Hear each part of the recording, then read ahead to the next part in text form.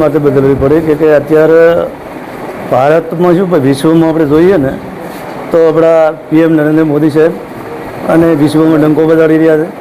આપણી ધારો કે 370ની કલમ હોય કે અયોધ્યામાં રામ મંદિરનો મુદ્દો હોય અને એક ઝાટકે બધા આપણા પ્રશ્નો સોલ્વ કરેલા છે અને અત્યારે ભારત આખા વિશ્વમાં પણ ખૂબ આગળ વધી રહ્યું છે અને ભારતનો કે ગુજરાતનો ખૂબ જ વિકાસ થઈ રહ્યો છે અને એ વિકાસની યાત્રામાં મને પણ આમ જોડાવાનું મન થયું કે આપણે આપણા મત વિસ્તારમાં કે પબ્લિકના નાના મોટા કામો છે એ સત્તા ઉપર સરકાર છે અને એની જોડે આપણે તો બેસીએ તો બધાનું કામ થાય અને બધાને આપણે મદદરૂપ થઈ શકાય.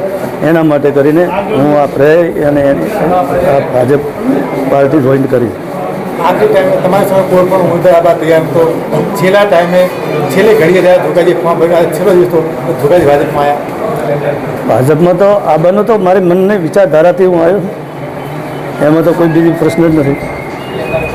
કેવા શું સમીકરણો કહે છે એકદમ ખાલી કલાકોમાં કે તમે ફોર્મ પર બદલ્યું તો કોંગ્રેસ મેનેજ કર્યું કલાકોમાં છેલ્લે ભાજપમાં આવ્યા. આથી કોંગ્રેસ પાર્ટીએ પણ મને મેન્ડેટ આપ્યો હતો અને બે પાર્ટીઓએ મેન્ડેટ આપે તો મારે ચીઓ ચોઈસ કરવી છે અને સ્વીકારવું એ તો મારા મનની વાત હતી. શું લોકો તમારે સ્વીકારશે ખરી હવે?